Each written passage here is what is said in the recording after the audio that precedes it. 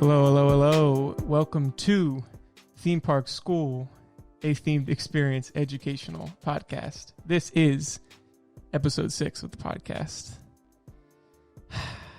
Round 2. the first remotely recorded podcast, and this is the second run at it. Had some technical problems the first time with the whole remote recording software and getting everything set up, but hopefully this time it works.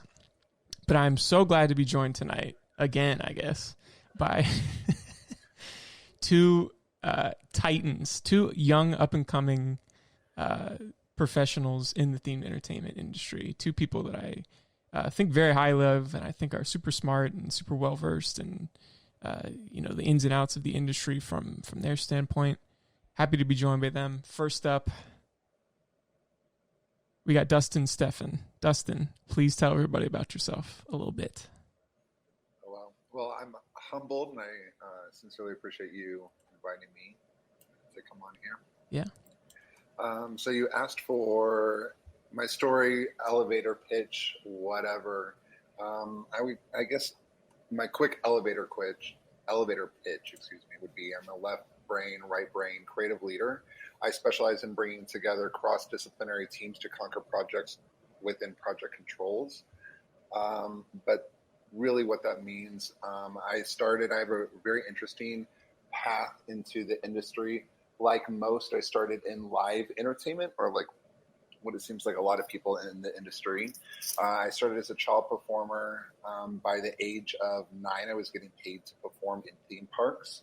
I continued my classical training into my undergraduate. I graduated with a degree in kinesiology from Indiana University. I was then hired by Walt Disney World Entertainment to perform full-time for about 2 years. I did a lot of different interesting things. I was in Fantasmic, Block Party Bash, a parade as a quote-unquote dancer, as well as a few of the various friends. I was in Jam and Jungle Parade. I learned Beauty and the Beast live. And then I did a lot of Star Wars stuff. So I was the media friend of Darth Vader for quite a few years. So that was pretty cool. So even after I left Disney, they invited me to come back to do some special events, which was very fun. I was then recruited to go perform in a show in Branson, Missouri. I did that. And then was recruited to go back to Indiana University as an adjunct lecturer, where I was a professor for about 5 years. During that time, I also ran my own production company during the evening. So I would teach during the day, and then I would run my company at night. And then at the same time, I started auditing classes from our theater department. We had a really great theatrical designer who was an Emmy-nominated designer. So I started learning theatrical hand drafting as well as computer-aided design to broaden my education. I had an opportunity to have a successful offload of my company. And so I sold that, picked up stakes, and then went to Hershen's Family Entertainment in Branson, Missouri, where I did some more performing as well as writing and various things before going to Carnegie Mellon. Yeah, and you know what? Better than last time you did it. Things, yeah. I'm trying to be a little bit more succinct, less meandering this time. You did. The funniest thing that you said was "quote unquote" dancer at Disney. That's exactly true. Yeah. Yeah. I mean, I would say Block Party was maybe one of the last dance-heavy productions outside of Equity Productions. Sure. Yeah. Tonight we're also joined by Benton Shortridge. He's here. Benton, please tell me about yourself. What's up? Thank you for having us, Carson. So I am a mechanical engineering graduate of Carnegie Mellon University. Most recently, I have been working at Zamperla Incorporated as a ride engineer, working on an expansion of Coney Island Luna Park in Brooklyn, New York. Previous to that, I had the opportunity to intern at Walt Disney Imagineering, working on Avengers Campus. And before that, I had the opportunity to intern at Universal Creative, working on Hagrid's. So I'm very, very proud to have been a part of that project. And, I've wanted to be in this industry since I was in like middle school. I've always loved rides specifically. And so I've had the opportunity to work on some awesome rides for Disney, Universal, and Zamperla. I'm really thankful for that. Growing up in Southern California exposed me to this industry at a really young age, going to, Disney, Universal, Knott's Berry Farm, Six Flags. And specifically, I've always loved the rides. So that's what I've been doing. Yeah. I'm going to go off topic real quick. So you said middle school. Do you can you pinpoint the thing or like the ride or the show or the experience or the park or whatever that like really tipped you off to like your interest in the industry? Cause mine, it has always been Back to the Future, the ride. Like I went on Back to the Future, the ride when I was very young, and I saw like the pre-show videos, and I was like, wow, this is really cool. Like they're telling like new stories outside of the movie, and like you're involved and you're like now a character in this little story that they've created. And I think that's what kicked me off. But I'm always interested to hear what other people's pinpointed like genesis moment of theme entertainment interest is. Yeah, definitely. For me, what I was initially interested in the most was roller coasters. Yeah. And so I grew up going to Disneyland, and I always loved that. But for that moment that you're talking about, I was in sixth grade. I was going to, Six Flags Magic Mountain, and, the big bad roller coaster that we would go on there was Goliath. Yeah. And so I just remember being there in sixth grade and looking at that roller coaster and being like, dang, this thing is so cool. Like someone's got to build this, right? Like this doesn't just show up. I wonder how you make something like this. And so, went from there to Google and was like, how do you make a roller coaster? And they're like, study mechanical engineering. And, as a sixth grader, I was like, all right, I guess that's what I'll do. And so I did. And I did that at Carnegie Mellon. Yeah. And that's is that a Giovanola coaster? Honestly, I should know this, and I don't. I think that was like, because they only did like a few coasters, and I think that's one of them. It is Giovanola. I just looked it up. Because they did. Yeah, my old home park was Six Flags Over Texas. This is veering too much into fan territory, which I hate, but it's my fault. I did it. My home park was Six Flags Over Texas, and we had Titan, which is also a Giovanola coaster. And I remember like looking into it, and I was like, oh yeah, they like barely make rides, because I think they. It looks like Stengel designed it. But yeah, no, that's very niche. Oh, maybe I'm tripping then. Dustin. No. The manufacturer is Giovanola, but it looks like the designer was Stengel. Yeah. Okay. I don't know. Yeah. Dustin, do you have an answer for that question? Ooh. I know it's tough, and I just swung in on you out of nowhere. I mean, as I mentioned, from an early age, I was performing, and having that one-to-one relationship with an audience, and seeing that you could get that immediate feedback from something that you were doing on stage, hopefully in a positive way, was infectious. And to be able to provide opportunities for enjoyment, I always kind of sought that. I have a very distinct memory of sharing a Mickey ice cream bar with my father while my mother and brother were riding Big Thunder Mountain. Oh. So I was too scared at an early age. And that is, it's a very powerful memory for me, and being able to share memories outside of the attractions. So I don't know, as far as one moment, I can't pinpoint it. I love your answer of like the immersive quality of Back to the Future. Yeah. I guess it was different for you though, because you said you were 9 years old performing in the parks. Yes. It started at Silver Dollar State in Branson, Missouri. I remember like however many years ago, maybe a decade ago, when I went to Dollywood and there were like children in the show. I was like, wait, what? Or even like, I think Busch Gardens has like child performers too. And I was so like confused by that, but I guess it's like just a regular thing. If you need a kid and you're a regional place that isn't bound to like the intricacies of a mega corporation like a Disney or Universal, you can just get real kids to play kids, and you don't have to get 18-year-olds to play kids. Exactly, especially if your operation is seasonal, and so it coincides with summer breaks, etc. It was definitely an amazing opportunity, especially for someone so young. Yeah. Yeah. I bet. So the reason I brought both these boys on here tonight is because they're both graduates of Carnegie Mellon University. But before we get into the Carnegie talk, I think of these two gentlemen as I said this last week and they're like, what the hell are you talking about? I think of these two gentlemen as masters of digital networking and masters of especially maintaining relevancy post-graduation. And I would love for you guys to impart any wisdom or any tips that you have about, digital networking, getting posts on LinkedIn, getting out there, putting yourself out there, all that stuff. What do you got? Yeah, definitely. Again, flattered that you would think so highly of us. But it's true. It's true. Yeah. Yeah, no, for me, I mean, there are a few different things. First and biggest one is, be present, be in those spaces, use LinkedIn. I use LinkedIn more than any other social media platform. And that might sound crazy, but it's, I love being able to network and figure out what's going on professionally in the industry on LinkedIn. Engage when you see an interesting post, you got to comment on it, or even just saying congratulations. But engage in other people's posts. And, ask questions as posts or comments. People love answering questions and engaging in that way on LinkedIn.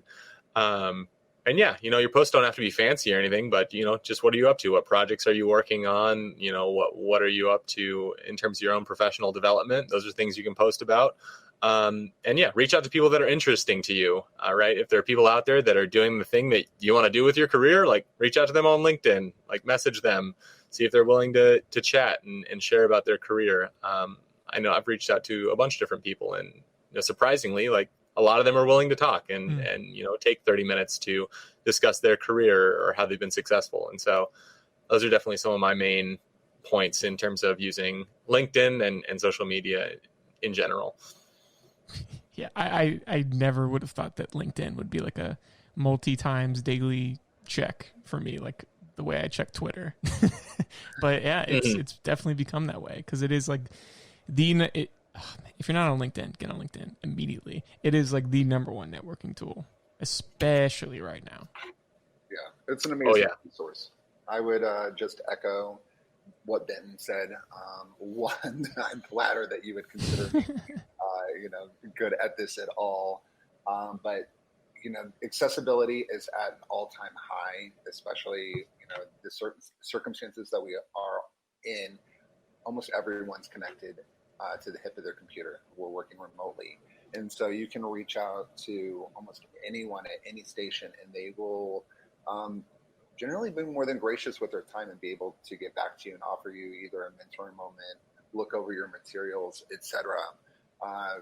At Carnegie Mellon, I got involved with the TEA pretty early on in my time there. And so that was a great opportunity for me to go out, especially when we were doing face-to-face mixers and networking events to meet people. But with Carnegie Mellon being in Pittsburgh, there wasn't really that great opportunity to begin with. You'd have to fly to events. Yeah.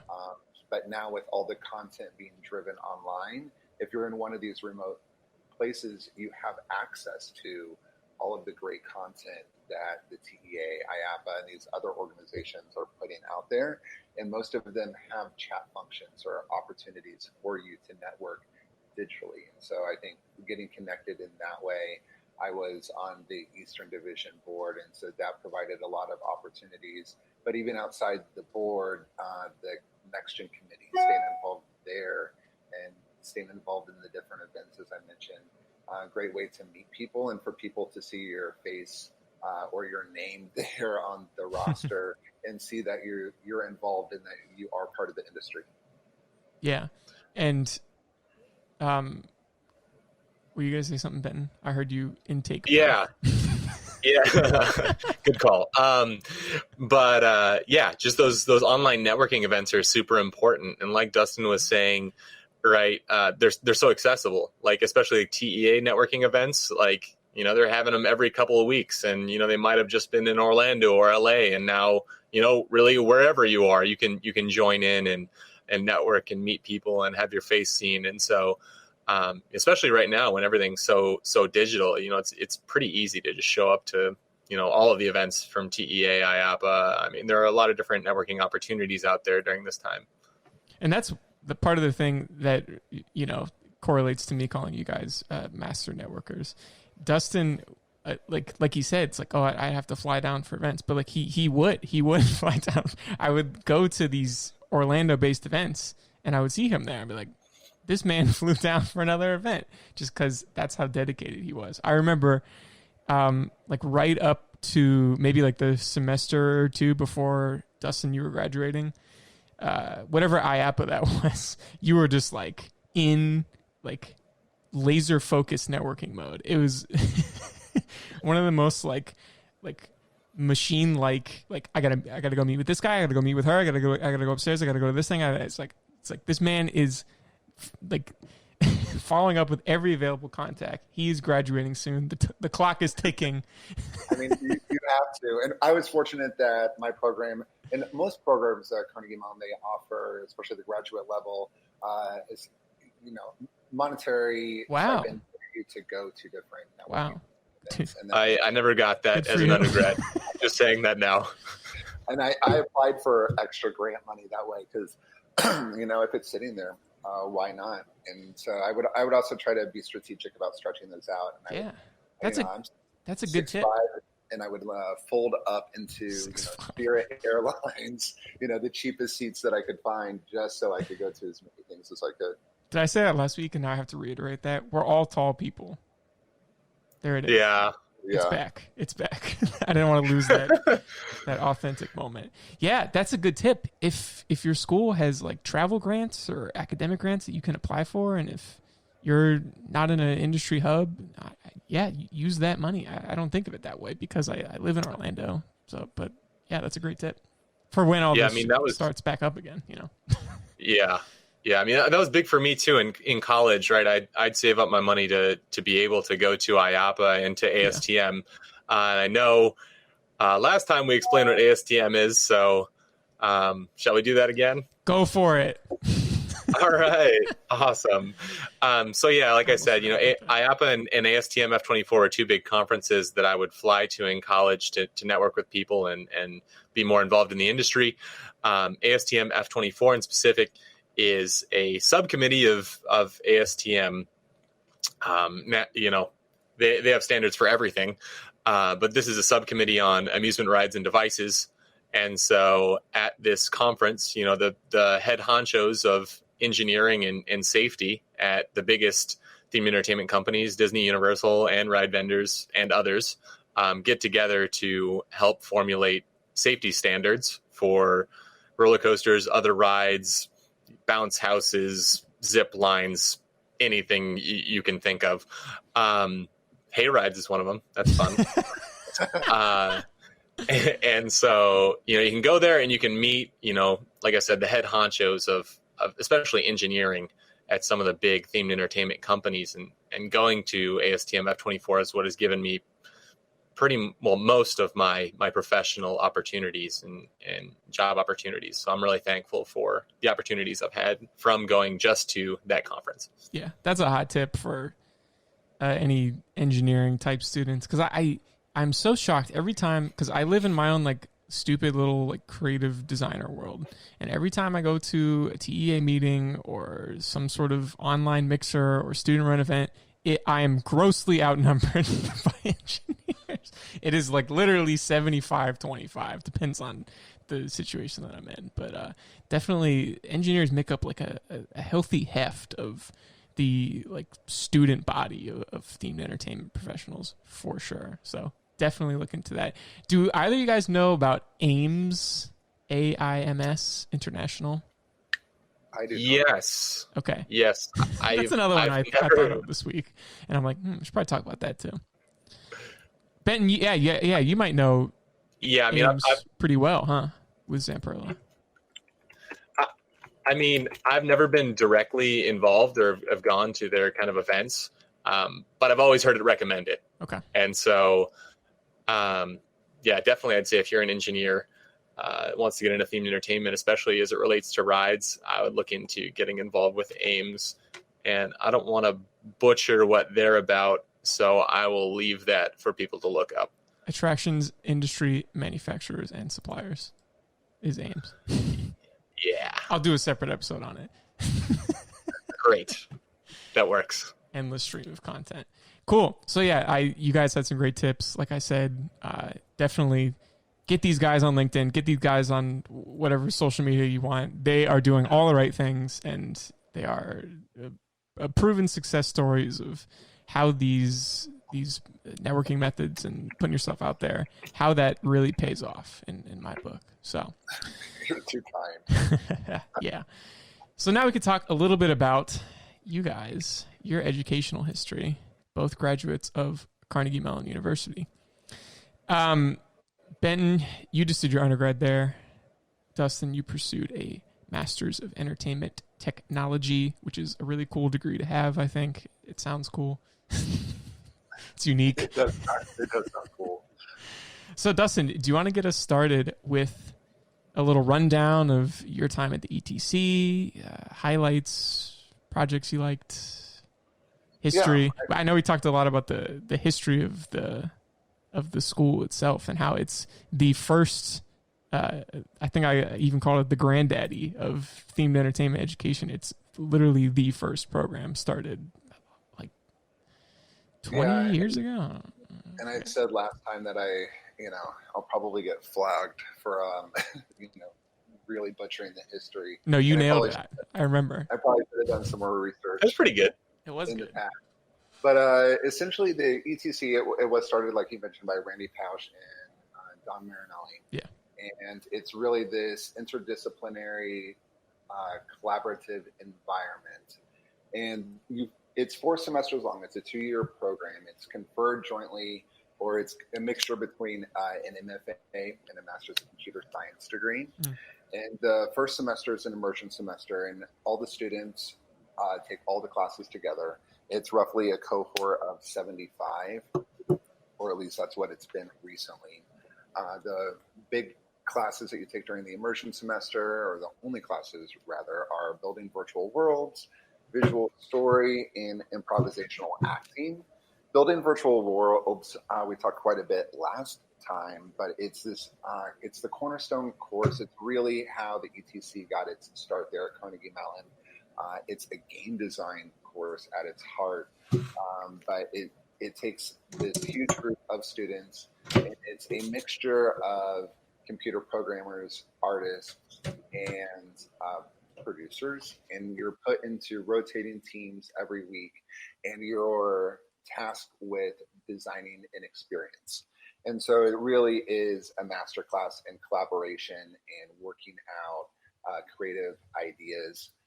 It's, as I mentioned, so it's this mixture of these different skill sets. So the ETC, in its heart, they really look at a mixture of, I think I said, like a 40% programmers, 40% artists, and 20% other.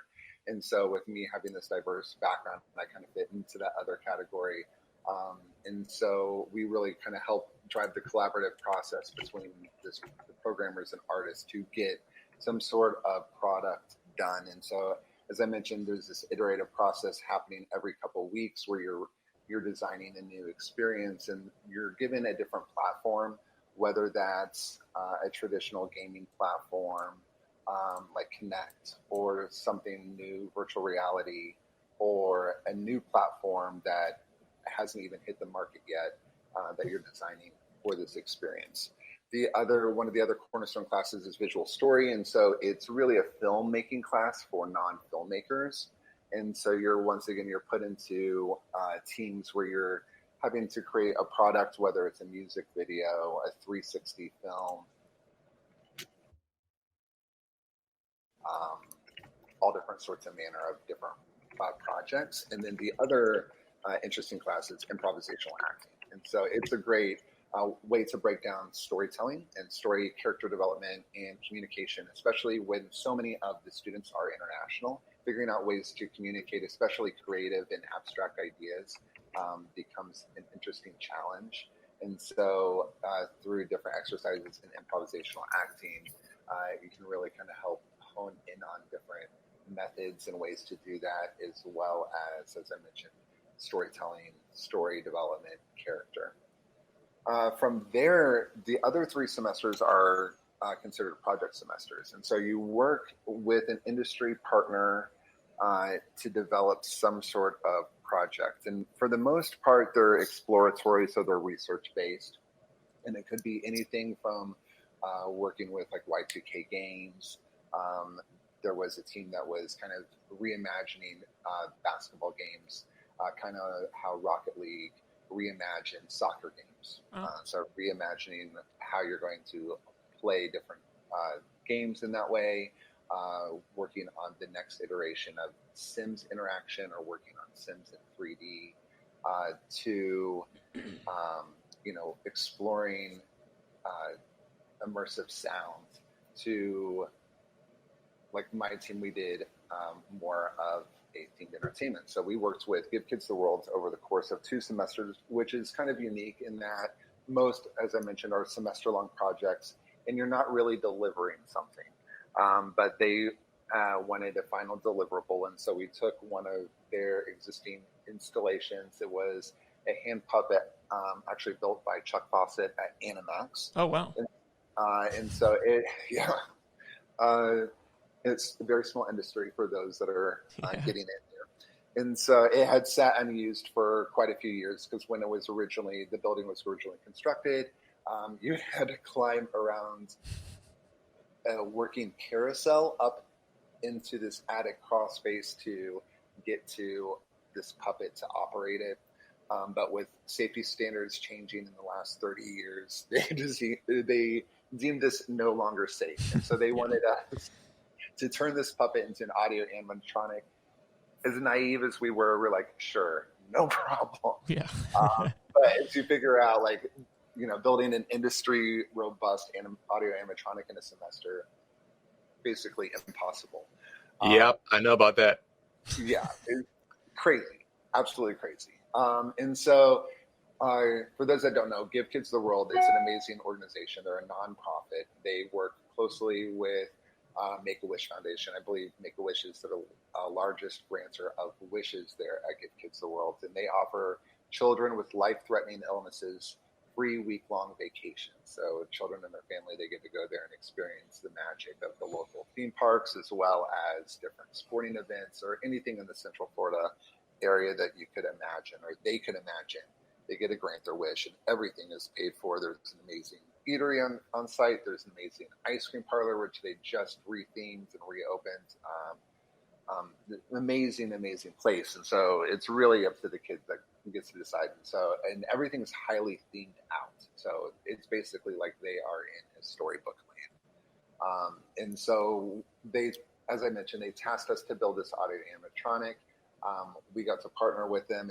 It ended up taking a year, but we did end up installing it. And so they are, as I mentioned, a volunteer-driven organization. So we had to really work with industry partners to deliver something that was robust, that they could operate on a daily basis, that could withstand volunteers that have no training to go in there and mash the heck out of our controls, et cetera. And then once it breaks, because it will at some point, how do they go in with a minimal maintenance staff and go in and repair it? So it was an amazing experience to work within these industry confines.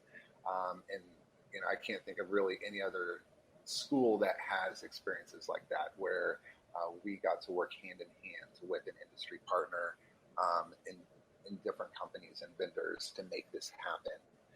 In that time, I also was granted an endowment from Carnegie Mellon, the Creative Good Fund, where I spent the summer working with Give Kids the World. Once again, it's an amazing organization that aligns with my heart. And so I kind of reimagined some future experiences for them, as well as providing some opportunities for operational enhancement, and then doing some beta testing of our interface. So the volunteers that I mentioned who are naive, they'd be able to operate him seamlessly. My last project, I worked with the Children's Museum of Pittsburgh, working on an installation with them, doing a mixed reality installation. So working on a different sector of location-based entertainment, which was interesting because it broadened my scope of what is LBE, and museums are obviously a huge part of that, especially now. if you're looking for different vendors, a huge part of their revenue stream typically is also museums. I mean, it's a huge driver of work. And so I was able to lead a team in developing, as I mentioned, a mixed reality installation that combines a digital environment with a physical, where the physical environment had a one-to-one interaction with the digital. And we were trying to get children to enact qualities of kindness through play. So that was an awesome experience. From there, I most recently worked with Walt Disney Imagineering on the new Mickey and Minnie Runaway Railway.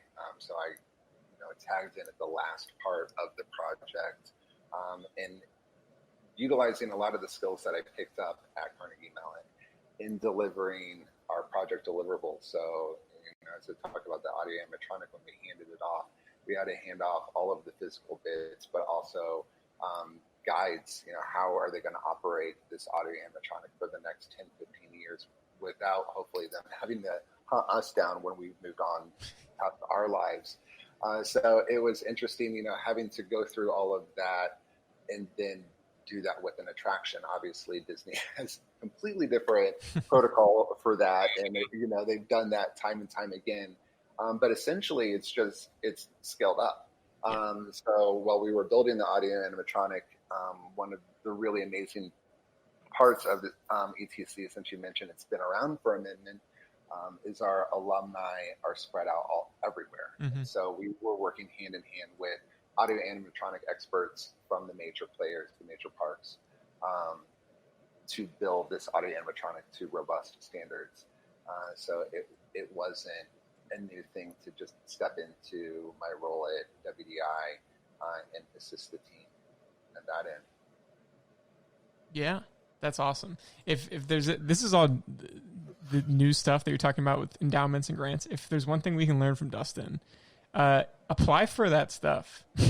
You know how much you're paying for tuition? They can stand to give you a couple bucks to go go to Florida to work on some projects. That was my thing. I'm like, if I'm paying this tuition money, I am going to get every benefit I can. Yeah. I didn't do that so much during my undergraduate, but when I ran my company, I wrote and received several grants from the government. And I don't want to say it's free money because you have to do something with it. Right. But it's a great way to fund your work. Why not? Yeah. I might actually. Yeah. I also wanted to say, going back to what Dustin was talking about, congrats on Runaway Railway. Just won an award for that one, right? Yeah. The award. I mean, congrats to the team. They're an incredible team.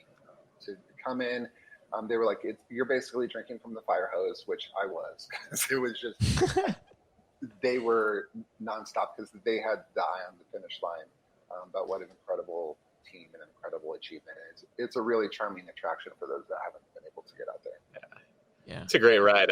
I got to go on it not too long ago. I really enjoyed it. Yeah, I think the interplay between, once again, the digital and physical, which I'm all about, I think they, it's really well done. Dustin, that must be cool, too, to come back to a park that you spent so much time in, like years prior, and now you're there like kind of in a different capacity. I can imagine that'd be awesome. Yes, it was very much like a homecoming to me. It was, I lived at the studios. I learned things at different parks and was, because entertainment's global. But that really was kind of like my home. So to go back and then work out of the studios, it was pretty cool. Tall people always end up at studios. That's just how it's always been. That's how it always will be. Exactly. And it will be for a long time, especially with Galaxy's Edge there. Oh, yeah. And Dustin, I love that you mentioned Give Kids the World as well. I know you'd worked on the animatronic project, but just Give Kids the World is such an awesome place. And Zamperla actually, has donated a couple of, very accessible rides down there. So people of varying abilities can go on them. And so it's such an awesome, kind of experimental place for themed entertainment, as well as, serving, a specific community in such a incredible way.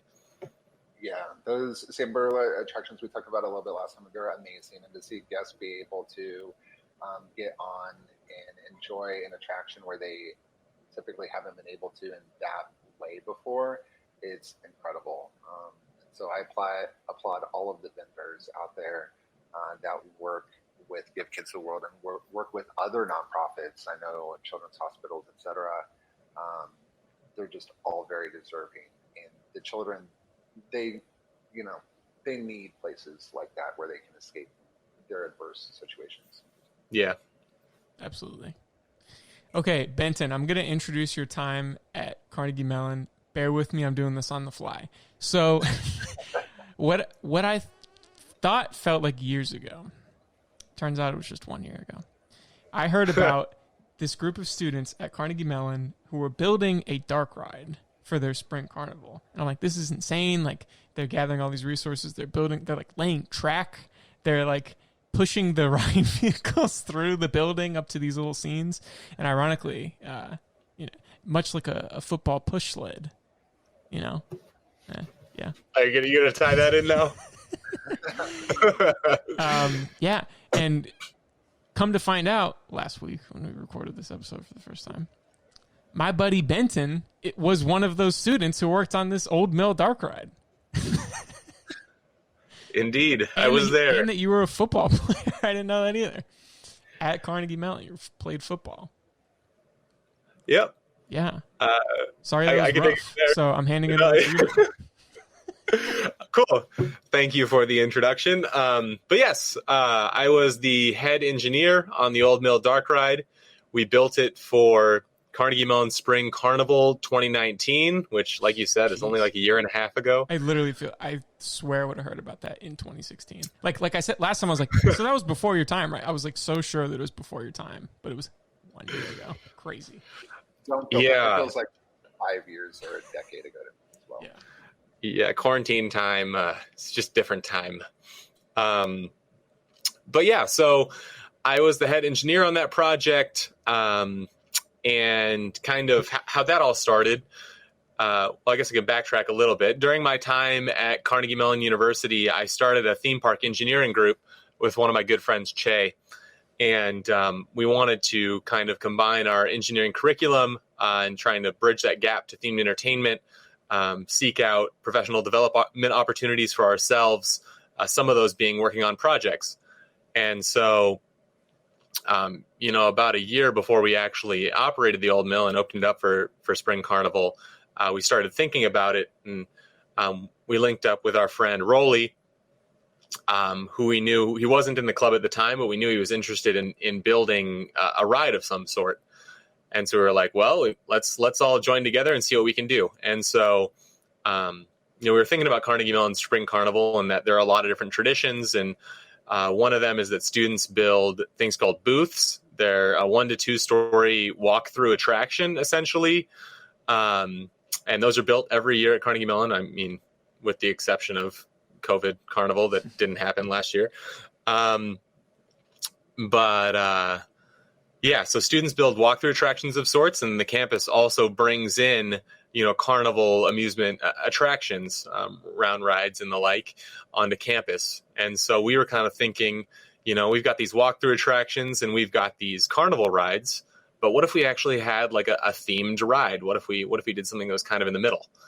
And so, kind of started there, and then took us about a year to go from initial thoughts and creative development to, actually building out a full-scale dark ride on campus in an old gym that we were able to, have the university let us use and kind of abuse that room a little bit to get it to work. But so about a year process, and built the old mill, fully operational, full-scale dark ride in an old gym. And it's based on the old steel mills of Pittsburgh, and also inspired by the old Kennywood ride, the old mill, before they changed it to Garfield's Nightmare. But now they changed it back to the old mill. So thank you, Kennywood. I'd like to think we inspired you on that one. Okay. You did. Yes. So I was really thankful we were able to do that. Like you said, the one kind of challenge we had in the middle was we were planning to build this dark ride with operational carts that were motorized. And right in the middle of the process of designing out these carts and figuring it out, the university was like, yeah, no motors on those carts, safety issues, insurance, not happening. We were like, oh, okay. Let's think about how we want to make that work. And so we ended up having the carts be pushed by people, like you mentioned. But we incorporated that in the story, kind of in a Jungle Cruise skipper kind of way, where this cart pusher was your tour guide throughout Garfield Steelworks, which was the name of the steel mill in the ride. But yeah, turned out all right. And if you want to check out the video for it, it's on my LinkedIn profile. But yeah, and also like you mentioned, it didn't hurt that I also happened to play football during my time at Carnegie Mellon University, and so pushing those carts around wasn't too big of an issue for me, at least. And yeah, I did that for a couple days for like 6 hours. Yeah, it's just call it extra training. And again, this ride thing, I don't think has been done again. I don't, to the best of my knowledge, and I feel like I would have heard about it. I don't think any other school, program, group, whatever, has built a dark ride. So that's my challenge. As soon as we're all back to on-campus class, somebody build another dark ride in a gym at their school. Or anywhere, outside, whatever. Do it. Yeah, we got a certain amount of funding from our club funding on campus, since we did it through our theme park engineering group. And in addition to that, we did crowdfunding as well, and we were able to pull everything off for under $5,000. And so, yeah, we kind of stretched what we had and got some things donated by people in the industry. But it's very possible. There's a core group of about 5 of us that did most of it. And we had a few more that helped out day of and with some other things. But yep, very possible. And I know Carnegie Mellon has been planning, our TPAG has been planning on trying to do a second iteration of the old mill. Oh, wow.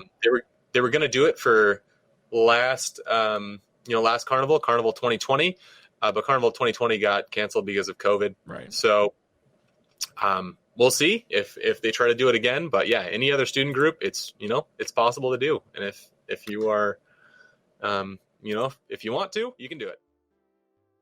Hey everyone, just wanted to jump in here real quick. This episode we recorded ended up being over an hour and 20 minutes long. So I'm going to go ahead and split it up into 2 parts. I just wanted to make sure that Benton finished his story about his time building the old mill dark ride at Carnegie Mellon, which is super cool. But we'll pick back up next time with Benton retelling his experience as an engineering student at Carnegie Mellon. And then I had some additional questions for the guys and some more great insight on their behalf. So we will see you next time with all that.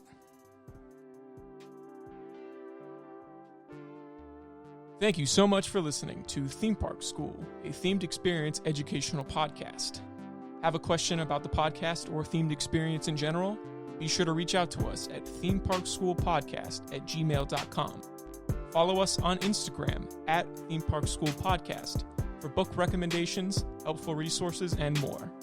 Theme Park School, a themed experience educational podcast, is not affiliated with any theme park, design firm, university, or trade organization. Views expressed are those of the host and the guests.